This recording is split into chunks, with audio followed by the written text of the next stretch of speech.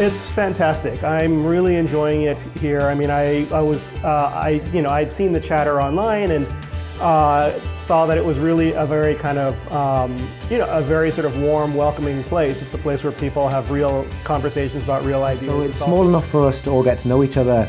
Everyone has interest and expertise in Bruce Lee. I've learned so much stuff. Even though I've written these books, it's like I've learned so much stuff about Bruce Lee, about his impact, about his legacies. It's fabulous.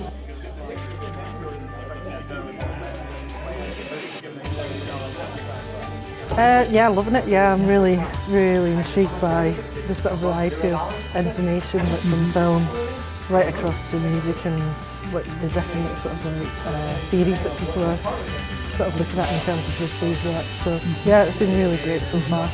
I enjoy the depth of discussion, from academic, from practitioner, and also discussion is very high quality. Yeah.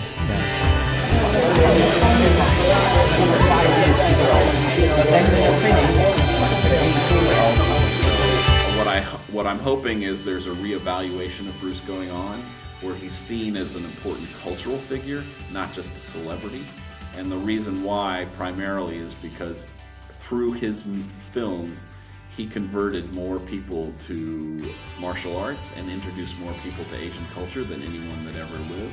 And for that alone, he should be treated as a major cultural figure. And so I think this conference is long overdue, but very welcome because of it. Well, we can start with the obvious one, which is this kind of gift of having sort of brought martial arts into so many people's lives. I think his legacy is about the cultural impact, either from filmic or philosophical or from the cultural perspective, how he elevates the position of Asian people from an international level. I think he's left us a legacy of a lot of things, adaptation. I think he had strong ethos, and I think that's empowering for anyone in whatever aspect of work that you do. Some great films, some fantastic fight choreography. He really put martial arts on the map in a way that people took seriously. That I think that it's the lives of at least one generation. Arts, for me, as a scholar, as a martial artist, as a human being, all these things I've learned from Bruce Lee. Everything goes back to Bruce Lee.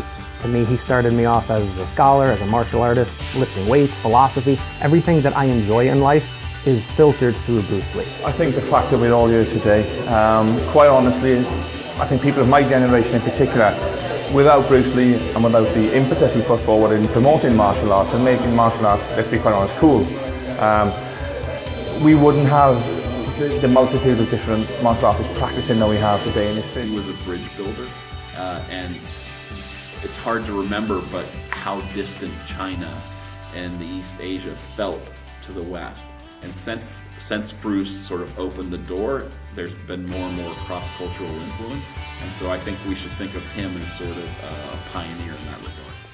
Now you put water into a cup, it becomes the cup. You put water into a bottle, it becomes the bottle. You put it in a teapot, it becomes the teapot. Now water can flow or it can crash. Be water, my friend.